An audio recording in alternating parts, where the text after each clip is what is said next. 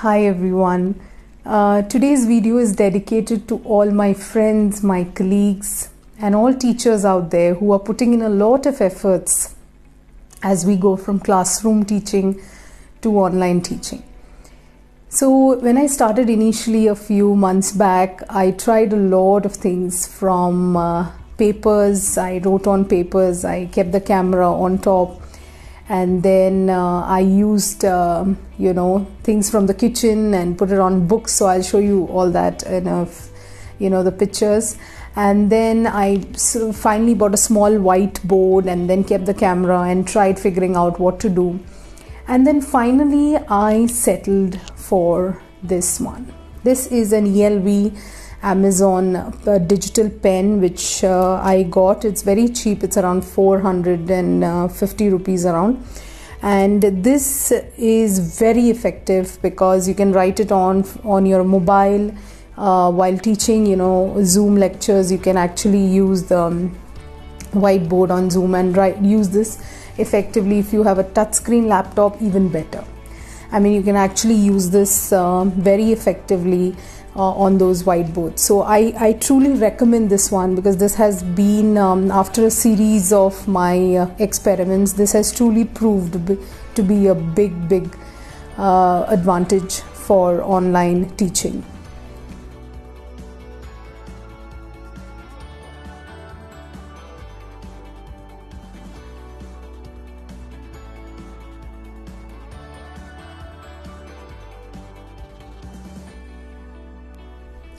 Another thing that I would like to point out is that while taking these online lectures, we are normally using the headphones that we used to use for normal music and things like that. But so what used to happen is basically, say if I'm using this one, so this is the mic, and if you are moving around a little or you went to take something, this does shift its position.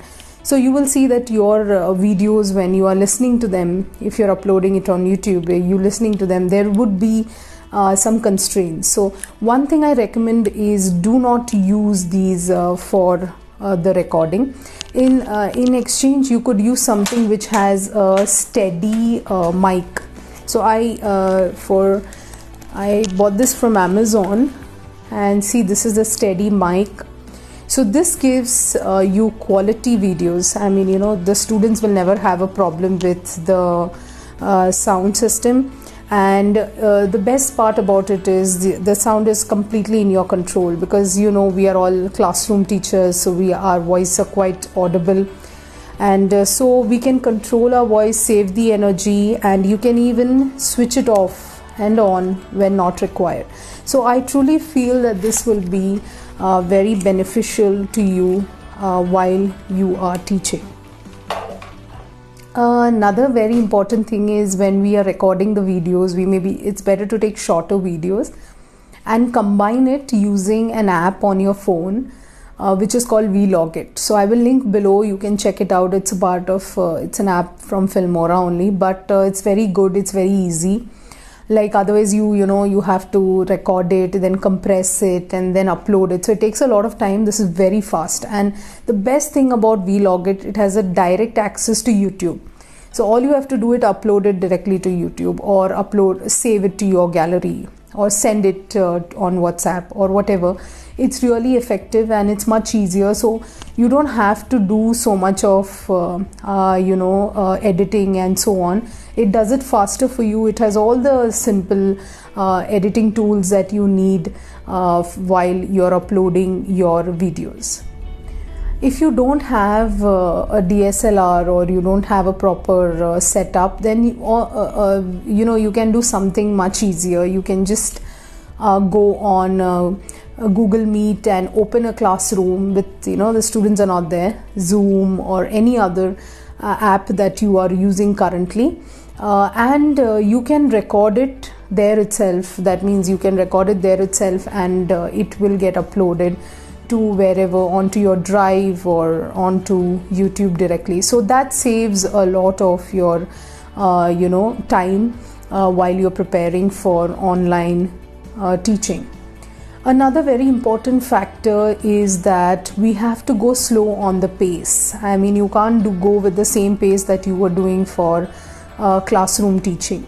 So we have to reduce our speed because we're so used to doing it faster on the board, and some of you must be really quick at this. But I would recommend that you go a little slow and upload it on YouTube, and so that your students can access, because give them the freedom to learn at their own pace. So I hope this video was beneficial to you. And if you have any questions regarding online teaching, please leave your question in the comment box, and I will surely answer you, and I will make another video as in to give you more insight into online teaching. So wishing you all the best from my end. I hope you make creative videos, more attractive videos for our students, so that the biggest problem right now is to grab their attention. So you can make it by using, instead of just slides, you can use links from YouTube, animations, and make it creative for them, or give them some exercise, some crosswords, some quizzes, and maybe you could just pause in between, ask a few questions, and then proceed, because that way our students will learn much better during this, because there's a lot of distractions for them when they are studying from home, and we have given them a particular time to come online, and so it need not be very comfortable for all of them wherever they are. So it is always better to go slow on this, so that they can find interesting the concept, and maybe we could have some application oriented teaching. And also, if you're using a lot of mathematical equations, as I said, the digital pen is really good, because you don't have to go on various websites or on Word and get the symbols, and it will become very, very time consuming. But still, I will put up some links where you can use mathematical, you can make your own equations, so that will all the latest latex equation. So it is for those who want to make very good PowerPoints. So I will put it in the link below for you to try even that. But I hope all of you enjoy teaching, and I hope all our students will enjoy learning as well. So wishing you all the best from my end. Take care, stay safe.